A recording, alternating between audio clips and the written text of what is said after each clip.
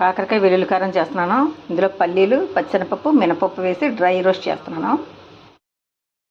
అలా వేగిన తర్వాత కరివేపాకు, ఎండుమిర్చి, ధనియాలు, జీలకర్ర వేస్తా. ఇది కూడా బాగా వేయించాలి. అలా వేగుతున్నప్పుడు ఎండు కొబ్బరి ముక్కలు కూడా వేసుకోవాలి.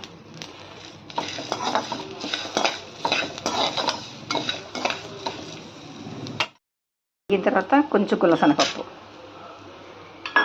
వేసిన తర్వాత స్టవ్ ఆఫ్ చేసేయచ్చు. ఇప్పుడు 4 వెల్లుల్లిపాయ రెబ్బలు కూడా వేసుకొని మిక్సీ పట్టుకోవాలి. కాకరకాయలు ఇలా చింతపండు రసంలోని కాకరకాయ ముక్కలు వేయాలి. ఉప్పు, కొంచెం బెల్లం వేసాను ఇందులో. మాకు చేదుగా ఉంటే ఇష్టం ఉండదు, అందుకని ఉప్పు, బెల్లం వేసి చింతపండు రసంలో కాకరకాయలు వేసి ఉడికిస్తాం. ఇలా స్టవ్ మీద ఆయిల్ పెట్టుకుని ఇలాగ ఇందులో మసాలా స్టఫ్ చేసి ఇది దారంలా చుట్టబెట్టుకొని ఇలా ఒక్కొక్కటి నూనెలో వేయించుకోవాలి. ఫైనల్గా ఇలా అయిందనమాట.